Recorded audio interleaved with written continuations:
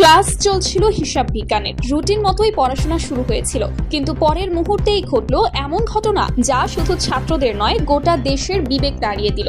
সম্প্রতি একটি video viral হয় সামাজিক যোগাযোগ মাধ্যমে। ভিডিওটা ছিল একটি লাইভ ক্লাসের, যেখানে এক শিক্ষক ও শিক্ষিকার এমন আচরণ ধরা পড়ে যা কোনোভাবেই শ্রেণীকক্ষের পরিবেশ কিংবা শিক্ষা পেশার মর্যাদার সঙ্গে মানানসই নয়।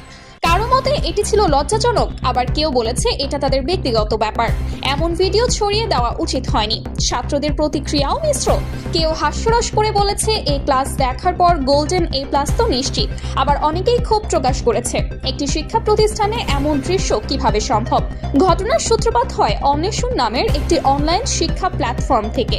এই প্রতিষ্ঠানটির দুই সহ প্রতিষ্ঠাতা আকাশ ও অর্ক দ্রুত একটি বিবৃতি দেন। তারা দুঃখ প্রকাশ করে বলেন, যদিও ওই শিক্ষক ও শিক্ষিকা তাদের স্থায়ী কর্মী ছিলেন না এবং নিজেদের স্টুডিও থেকেই ক্লাসটি নিয়েছিলেন, তবুও ভিডিওটি তাদের প্ল্যাটফর্ম থেকে ছড়িয়েছে। এজন্য দায় তারা এড়াতে পারছেন না। তাদের বক্তব্য অনুযায়ী ওই দুই শিক্ষককে সব ধরনের কার্যক্রম থেকে স্থায়ীভাবে অব্যাহতি দেওয়া হয়েছে এবং ভবিষ্যতে তাদের সঙ্গে আর কোনো সম্পর্ক রাখা হবে না।